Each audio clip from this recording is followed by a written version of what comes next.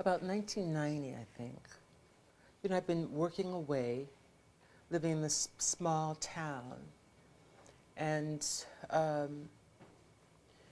you know, I had been really thinking a lot about what it meant to, you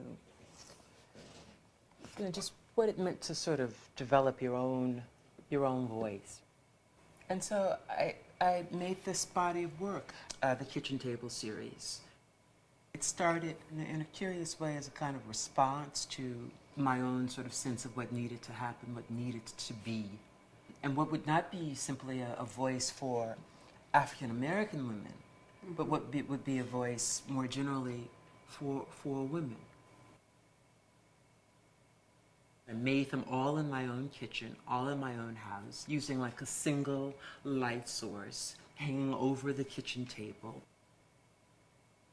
It just sort of swung open this door of possibility of what I could actually do in my own environment, whenever I chose, in whichever way I wanted, at this very specific or in this very particular place, spot, and moment in time. And I love this series. This is actually a platinum series.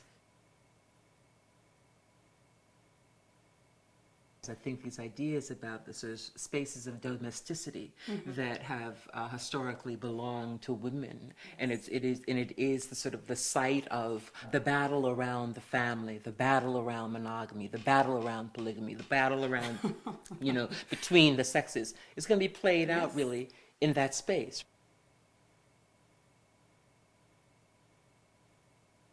It's this sort of begging the question of how do we begin to alter the domestic space, the social living arrangement, the social contract, how does that get changed? What I'm suggesting really is that the sort of war that gets carried on, and I think it is a war, how do we manipulate and control one another and or participate with one another to sort of share those in those possibilities, right, in those differences. The social dynamics that happens between men and women, that women hold the key to the bedroom and the keys to the generations, while men, of course, hold the keys to power.